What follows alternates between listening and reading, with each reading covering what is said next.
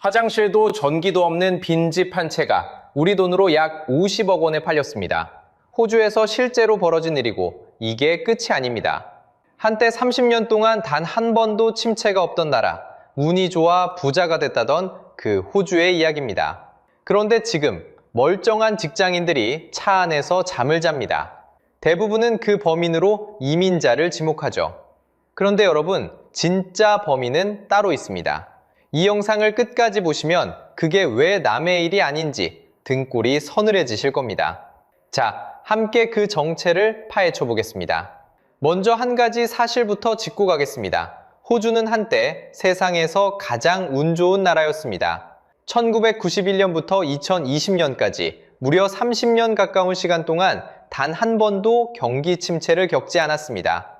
선진국 중에 이런 기록을 가진 나라는 없습니다. IMF나 이코노미스트 같은 곳에서도 호주를 운 좋은 나라라고 불렀죠.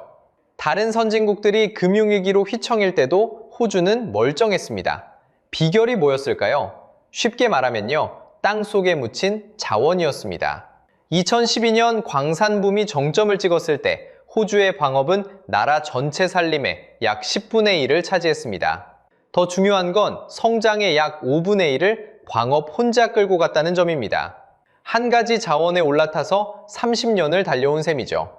옆 나라가 캐서 파는 철광석을 중국이 비싼 값에 사가던 시절이었습니다. 광산에서 일하는 사람들의 벌이도 두둑했습니다. 일부 방산직은 한 해 우리 돈으로 1억 원을 훌쩍 넘기기도 했죠. 그러니 다들 이렇게 생각했습니다. 호주는 그냥 운이 좋아서 부자가 된 나라라고요. 가만히 있어도 땅에서 돈이 솟는 나라, 그게 호주의 신화였습니다. 그런데 여러분, 지금 그 행운이 멈췄습니다. 그것도 아주 조용히 말이죠. 숫자로 보면요, 2023년 호주는 1인당 기준으로 7개 분기 연속 마이너스 성장을 기록했습니다. 50여 년 만에 처음 보는 수준입니다. 여기서 핵심은 1인당이라는 말입니다. 쉽게 말하면요, 나라 전체 매출은 늘어도 한 사람한테 돌아가는 몫은 줄어든다는 뜻입니다.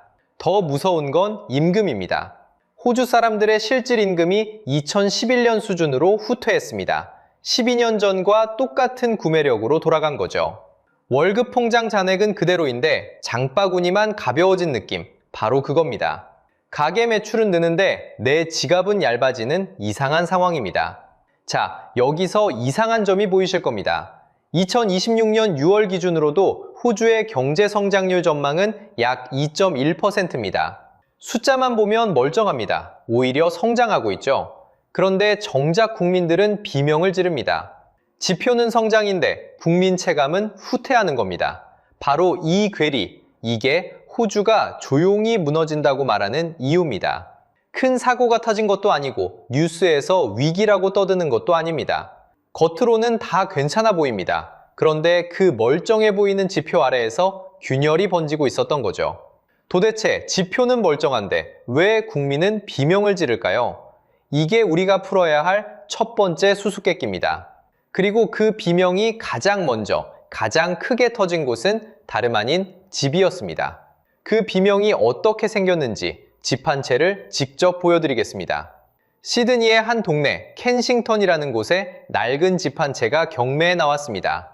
화장실이 없습니다. 주방도 없습니다. 전기조차 들어오지 않습니다. 사람이 살 수 없는 말 그대로 폐가입니다. 그런데 이 집이 얼마에 팔렸을까요? 470만 달러가 넘었습니다. 우리 돈으로 약 50억 원에 이르는 금액입니다. 무너지기 직전의 빈집 한 채가 그렇습니다. 이게 호주의 평범한 풍경이 되어버렸습니다. 폐가가 이 정도면 멀쩡한 집은 어떨까요? 숫자로 보면요, 2024년 기준 시드니의 중간 집값은 약 138만 달러입니다. 한화로 14억 원쯤 됩니다. 여기서 중요한 건 그냥 비싸다가 아닙니다. 시드니의 평범한 한 가구가 버는 돈을 다 합쳐도 이 집을 사려면 8년치 소득을 한 푼도 안 쓰고 모아야 합니다. 먹지도, 입지도, 쉬지도 않고 8년입니다. 그래서 시드니는 소득 대비 집값 부담이 세계에서 두 번째로 비싼 도시가 됐습니다. 홍콩 다음입니다. 여기까지 들으시면서 서울이 떠오르셨다면 잠시 그 느낌을 기억해 두세요. 곧 다시 말씀드리겠습니다.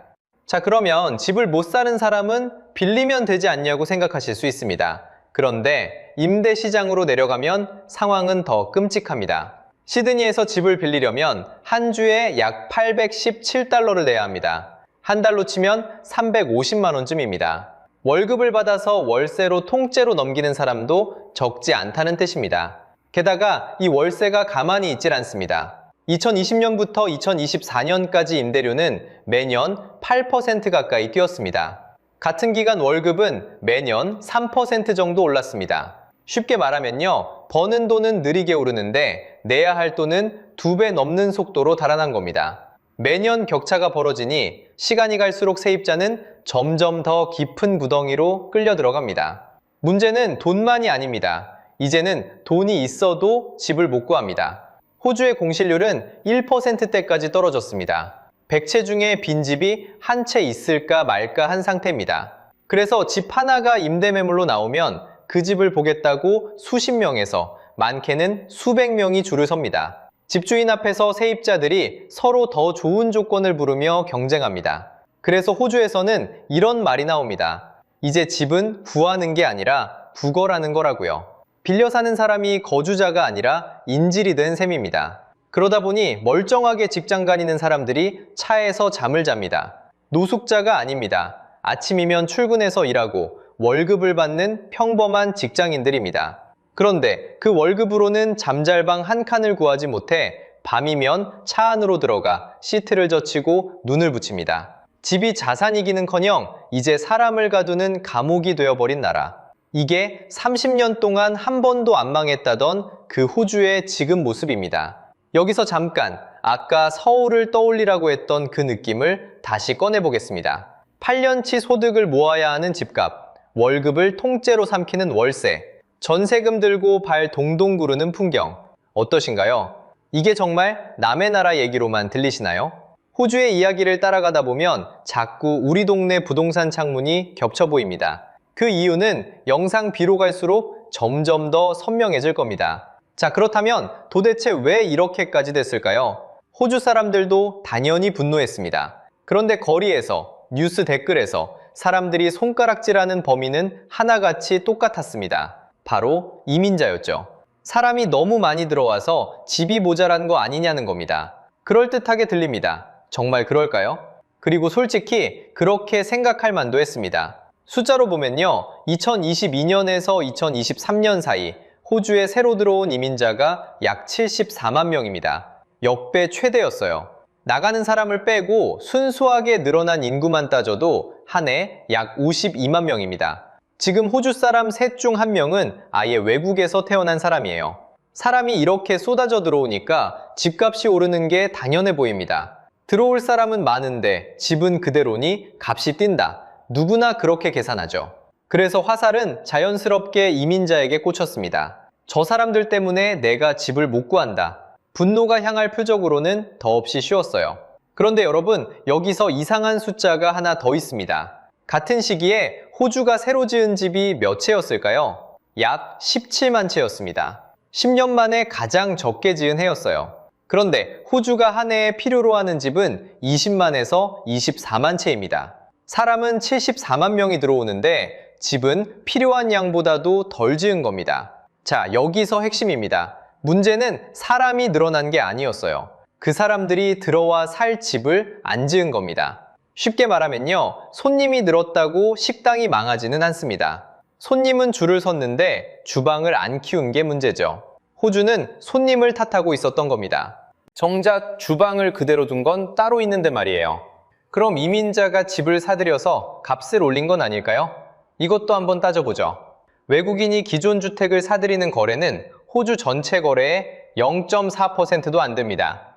거의 영향이 없는 수준이에요. 그래서 호주 정부가 2025년 4월부터 외국인의 기존 주택 매입을 막았지만 이건 집값의 진짜 원인이 아니라는 평가가 많았습니다. 비중 자체가 너무 작으니까요. 결국 호주 사람들은 정작 화를 내야 할 곳이 아닌 엉뚱한 데에 화를 내고 있었습니다. 이건 사람 수의 문제가 아니라 집을 못 짓게 만든 구조의 문제였으니까요. 그렇다면 도대체 누가, 무엇이 그 집을 못 짓게 만든 걸까요? 이게 바로 이 영상의 진짜 질문입니다. 이민자가 아니라면 진짜 범인은 누구일까요? 자, 그럼 첫 번째 진짜 범인을 만나보겠습니다. 그런데 여기서 좀 이상한 점이 하나 있습니다. 호주는 세계에서 손꼽히게 땅이 넓은 나라입니다. 면적이 한국의 약 77배인데 사람은 절반밖에 안 삽니다. 상식적으로 생각하면 집 지을 땅이 모자랄 이유가 없죠. 그런데도 집이 없어서 다들 죽어난다? 도대체 어떻게 된 걸까요? 비밀은 사람들이 사는 자리에 있습니다. 호주 인구의 90%가 국토의 0.22%에 몰려 삽니다. 87%는 바닷가 50km 안에 붙어 살죠. 나머지 95%의 땅은 사막과 황무지라 사실상 사람이 안 삽니다. 쉽게 말하면요, 운동장만큼 넓은 땅이 있어도 실제로 텐트를 칠 수 있는 자리는 한쪽 구석뿐인 겁니다. 결국 모두가 같은 도시, 같은 해안가에 몰리니까 그 좁은 땅값이 천정부지로 뛰는 거죠. 그럼 그 안에 집을 빽빽하게 지으면 되지 않느냐? 여기서 두 번째 문제가 나옵니다. 호주 대도시는 집을 위로 안 올리고 옆으로만 펼쳐온 나라입니다. 시드니와 멜버른의 인구 밀도가 1제곱킬로미터에 2,000명 안팎입니다. 런던은 약 6,000명이죠. 같은 면적에 런던의 3분의 1밖에 안 사는 셈입니다. 땅을 넓게 쓰니 집은 멀어지고 도시는 자꾸 외곽으로만 번집니다. 그런데 진짜 병목은 따로 있습니다. 바로 지을 허락이 안 나는 겁니다. 호주에서 집 하나 짓는데 걸리는 시간이 점점 길어지고 있습니다. 착공에서 완공까지가 2019년에는 약 8.6개월이었는데 지금은 11.5개월로 늘었습니다. 아파트는 더 심해서 28개월에서 33개월까지 갔죠. 자, 여기서 핵심입니다. 땅이 없어서가 아닙니다. 자재값이 오르고 일손이 모자라고 무엇보다 승인 절차가 복잡해서 삽을 뜨기까지가 한 세월인 겁니다. 여기에 한 가지가 더 얹힙니다. 바로 님비입니다. 이미 집을 가진 동네 주민들이 무이 동네엔 더 짓지 마라 하고 막아서는 거죠. 새 아파트가 들어서면 내 집값이 떨어질까봐, 동네가 복잡해질까봐 반대하는 겁니다. 생각해보세요. 집 가진 사람은 공급이 막혀야 자기 자산값이 오릅니다. 그러니 정작 집이 필요한 사람들은 그 벽에 막혀 들어갈 자리를 못 찾는 거죠. 결국 문제는 땅이 아니라 허락이었습니다. 이게 숫자로 어떻게 나타나는지 볼까요? 호주 정부는 2024년 중반부터 5년 동안 120만 호를 짓겠다는 목표를 내걸었습니다. 그런데 지금 속도라면 87만 5천 호 정도밖에 안 됩니다. 적게는 16만, 많게는 46만 호가 모자란다는 전망이죠. 목표의 4분의 1이 그냥 증발하는 겁니다. 한국에서도 익숙한 장면 아닌가요? 재건축은 몇 년씩 발이 묶이고 인허가는 늘어지고 분양은 적체되죠. 땅이 없어서가 아니라 짓게 해주질 않아서 공급이 막힙니다. 자, 그런데 공급만 막힌 게 아니었습니다. 집을 못 짓게 만든 범인 옆에는 더 교묘한 두 번째 범인이 숨어 있거든요. 이 두 번째 범인은 눈에 잘 안 보입니다. 세금 고지서 속에 숨어 있으니까요. 그 두 번째 범인은 호주의 세금 제도였습니다. 호주는 세 가지 세금 제도를 통해 집을 살 곳이 아니라 투자 기계로 바꿔놨습니다. 하나씩 한국말로 풀어보겠습니다. 첫 번째는 네거티브 기어링입니다. 쉽게 말하면요, 집을 빚내서 사고 월세를 놓는데 그 월세가 대출 이자보다 적어서 적자가 났다고 해보죠. 호주에서는 그 적자를 여러분 월급에서 떼는 세금에서 깎아줍니다. 손해를 봤더니 세금을 돌려준다는 겁니다. 그러니 사람들은 적자를 내면서도 집을 또 삽니다. 어차피 나중에 집값이 오르면 그 차익이 적자를 메우고도 남으니까요. 적자가 손해가 아니라 절세 수단이 되는 셈입니다. 한국에서는 임대 손실을 근로소득 세금에서 이렇게 폭넓게 깎아주지 않습니다. 우리는 임대소득을 따로 떼어 과세하죠. 이 정도로 손실상계를 허용하는 나라는 드뭅니다. 두 번째는 양도소득세 50% 할인입니다. 집을 1년 넘게 갖고 있다가 팔면 거기서 번 차익의 절반에만 세금을 매깁니다. 1999년 하워드 정부가 도입했죠. 한국으로 치면 집 팔아 1억을 벌었는데 5천만 원어치만 세금 계산에 넣는 셈입니다. 차익의 절반이 통째로 비과세로 빠지는 거예요. 한국은 다주택자에게 무거운 양도세와 종합부동산세로 보유 부담을 지우는데 호주는 거꾸로 차익의 절반을 깎아주며 등을 떠밉니다. 세 번째는 슈퍼애뉴에이션, 한국의 퇴직연금에 해당합니다. 이 퇴직연금 계좌로 부동산을 굴리면 임대 수익의 15%만 매기고 오래 갖고 있다 팔면 실효세율이 약 10%대까지 내려갑니다. 자, 여기서 핵심입니다. 이 세 가지가 합쳐지면 결론은 하나예요. 집은 살 곳이 아니라 세금을 아끼는 투자처가 됩니다. 우리 전세가 빚을 끼고 집을 쌓게 만든다면 호주는 세금 제도가 같은 일을 합니다. 가진 사람일수록 더 사라고 부추기는 구조죠. 투자의 대가 찰리 먼거는 이런 말을 했습니다. 인센티브를 보면 결과가 보인다. 제도가 집 사서 빚지면 상을 주겠다고 등을 떠밀었으니 돈이 어디로 갈지는 정해진 셈이죠. 실제로 호주 은행 대출의 절반 이상이 주택담보대출입니다. 나라의 돈이 공장이나 기술이 아니라 집으로만 흘러갑니다. 똑똑한 사람도 사업을 키우기보다 집을 한 채 더 사는 게 남는 장사가 되어버린 겁니다. 그 대가는 생산성으로 돌아왔습니다. 호주의 연구개발 투자는 GDP 대비 약 1.7%입니다. 한국이 약 5%인 것과 비교하면 3분의 1 수준이죠. 새로운 걸 만들어내는데 돈을 안 쓰니 노동 생산성 증가율도 약 1.1%로 주저앉았습니다. 과거 2%대에서 반토막이 난 겁니다. 이 새 제도로 정부가 잃는 세수도 만만치 않습니다. 추정치마다 차이는 크지만 적어도 수십억 달러대에 이르는 것으로 봅니다. 그런데요, 이렇게 명백한데 왜 30년 동안 아무도 이걸 안 고쳤을까요? 여기에 이 영상에서 가장 소름 돋는 진실이 숨어 있습니다. 정답은 간단합니다. 고칠 수가 없었거든요. 누가 막았는지 아시면 등골이 서늘해집니다. 자, 여기서 핵심입니다. 문제를 이렇게 다 알면서도 왜 30년 동안 아무도 손을 못 댔을까요? 답은 무서울 만큼 간단합니다. 고치면 안 되는 사람들이 너무 많았거든요.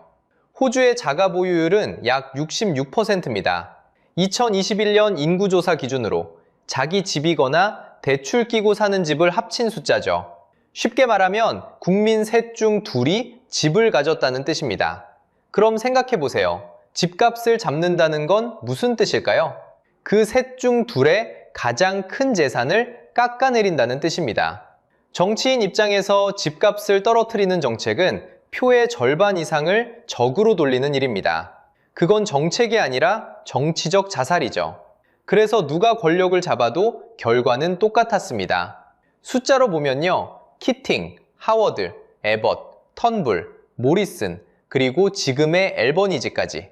노동당과 자유당을 오가며 총리가 6번 바뀌는 동안에도 집값은 30년 넘게 올랐습니다. 정권은 바뀌는데 구조는 안 바뀐 겁니다. 한 레퍼런스 영상은 이걸 이렇게 정리했습니다. 국가가 투기를 장려하면 결국 국민은 집을 잃는다. 그런데 여기서 등골이 서늘해지는 사실이 하나 더 있습니다. 그 칼자루를 쥔 정치인들 다수가 본인도 투자용 부동산을 가진 집주인이라는 점입니다. 개혁해야 할 사람들이 곧 그 제도의 수혜자였던 거죠. 환자의 절반이 의사인 병원을 떠올려 보세요. 그 병을 도려내자고 손드는 의사가 과연 몇이나 될까요? 실제로 이 칼을 잡으려 한 사람들은 있었습니다. 네거티브 기어링을 폐지하고 양도세 할인을 줄이겠다. 이렇게 정면으로 내건 게 노동당이었죠. 그리고 그 공약을 들고 명확하게 패배한 선거가 바로 2019년이었습니다. 이길 거라던 선거를 졌습니다. 그 뒤로 어떤 정당도 이 제도를 정면으로 건드리겠다는 말을 쉽게 꺼내지 못했습니다. 남 얘기 같으신가요? 한국도 다르지 않습니다. 집을 가진 가구가 표의 다수를 차지하는 순간 집값을 누르는 정책은 곧 표를 잃는 정책이 됩니다. 그래서 정치인은 입으로는 집값 안정을 외치면서도 정작 내 집값이 떨어지는 건 누구도 바라지 않죠. 보유세 한번 손대려 할 때마다 어떤 일이 벌어지는지 우리는 이미 여러 번 똑똑히 봤습니다. 결국 민주주의라는 제도가 스스로를 못 고치는 역설에 갇히는 겁니다. 다수가 수혜자인 구조는 그 다수의 손으로는 절대 깨지지 않으니까요. 그래서 사람들은 결론을 내렸습니다. 이건 절대 못 고친다. 유권자 절반이 집주인인 한 누가 와도 못 건드린다. 제가 참고한 호주 분석 영상들도 전부 바로 여기서 끝이 났습니다. 절망의 한복판에서요. 그런데 말입니다. 2026년, 30년간 누구도 손대지 못했던 그 성역이 끝내 무너졌습니다. 도대체 무엇이 그 누구도 못 건드린다던 성역을 끝내 움직였을까요? 호주 정부가 30년 동안 아무도 못 건드린 두 제도, 네거티브 기어링과 양도세 50% 할인을 손보겠다고 발표했습니다. 출처는 호주 정부 2026-27 예산안과 국세청 자료입니다. 제가 지금부터 드리는 숫자는 추측이 아니라 거기 적힌 그대로입니다. 이 출처를 부지 짚는 이유가 있습니다. 이런 이야기는 자칫 공포파리로 들리기 쉽거든요. 그래서 정부 문서에 적힌 사실만 말씀드리겠습니다. 핵심은 4가지입니다. 첫째, 양도세 50% 할인을 없앱니다. 대신 물가만큼만 깎아주고 나머지는 최소 30%를 과세합니다. 쉽게 말하면 물가가 올라 저절로 불어난 몫은 빼주되 진짜 번 돈에는 제대로 세금을 매긴다는 겁니다. 2027년 7월 1일 시행 예정입니다. 둘째, 네거티브 기어링도 제한합니다. 단 2026년 5월 12일 이후에 새로 산 기존 주택부터입니다. 이제 그 적자는 월급에서 못 갚고 나중에 그 집에서 나오는 임대 수익이나 팔 때 차익에서만 정산하게 됩니다. 월세 적자를 월급 세금에서 깎아주던 그 마법이 신규 매입분에선 사라지는 겁니다. 셋째, 새로 짓는 집은 예외입니다. 신축은 기존 50% 할인과 새 제도 중에 골라도 되고 퇴직연금 펀드나 임대 전용 건설 같은 건 아예 빠집니다. 왜 이렇게 풀어줬을까요? 자, 여기서 핵심입니다. 칼끝이 겨눈 건 투기지 공급이 아니라는 거죠. 새 집 짓는 돈은 막지 않고 헌집 사재기에만 제동을 건 겁니다. 넷째, 이미 2026년 5월 12일 전에 가진 집은 팔 때까지 옛날 규칙 그대로입니다. 소급은 없습니다. 가진 사람 것을 빼앗는 게 아니라 앞으로 들어올 사람에게만 새 규칙을 적용하는 방식이죠. 그럼 30년을 버틴 정부가 왜 움직였을까요? 더는 버틸 수 없었기 때문입니다. 2023년부터 한 사람 몫의 살림은 뒷걸음질 쳤고 생산성은 풀리지 않는 숙제로 남았습니다. 시장에서 일하는 부문은 2019년 말보다 겨우 3.6% 오른 반면 정부가 떠받치는 부문은 5.3%나 뒷걸음질 쳤습니다. 결국 2025년 8월 차머스 재무장관이 경제개혁 라운드 테이블을 열어 손을 댄 겁니다. 젊은 세대가 집을 포기하고 나라를 떠나려는 흐름도 더는 못 본 척할 수 없었죠. 표를 잃을 각오로 칼을 빼든 셈입니다. 다만 솔직히 말씀드리겠습니다. 이걸로 집값이 곧 폭락하진 않습니다. 옛날에 산 사람은 그대로고 새 집 짓기를 부추기는 쪽에 무게가 실렸으니까요. 게다가 기준금리는 2026년 6월에도 4.35%로 묶여 있어 살림은 여전히 빡빡합니다. 30년 묵은 종양에 드디어 메스를 댔지만 도려낸 게 아니라 더 잘하지 못하게 묶어둔 수준입니다. 그래도 못 건드린다던 성역에 칼이 들어갔다는 사실 자체가 사건입니다. 자, 그런데 말입니다. 이 칼끝이 향하는 다음 나라가 어디인지 아십니까? 자, 여기까지 호주의 진짜 범인 셋을 만나봤습니다. 그런데 이상하지 않으세요? 분명 호주 이야기인데 어쩐지 자꾸 우리 동네 풍경이 겹쳐 보입니다. 이건 우연이 아닙니다. 호주를 무너뜨린 그 3가지 구조가 한국에도 똑같이 있기 때문입니다. 첫 번째 범인은 공급이었습니다. 땅은 남는데 지을 허락이 안 나서 집이 안 지어졌죠.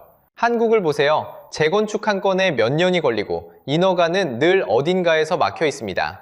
서울에서 집 한 채 값이 평범한 가구가 몇 년을 모아야 닿는 숫자인지 여러분이 더 잘 아실 겁니다. 호주가 님비 때문에 못 지었다면 우리는 다른 이름의 같은 벽 앞에 서 있는 건 아닐까요? 두 번째 범인은 세금이 투기를 권한 구조였습니다. 호주는 세금 제도가 집 사서 빚지면 상을 주는 식이었죠. 한국은 어떻습니까? 전세를 끼고 적은 돈으로 집을 사는 갭 투자, 보유세를 올릴지 내릴지를 두고 매 정권마다 벌어지는 논쟁. 쉽게 말하면요, 세금이라는 신호가 사람들의 돈을 집으로 또 집으로 밀어놓고 있는 건 아닌지 한 번쯤 따져볼 일입니다. 세 번째 범인은 표심이었습니다. 유권자 절반이 집주인이라 집값 잡는 정책은 곧 정치적 자살이었죠.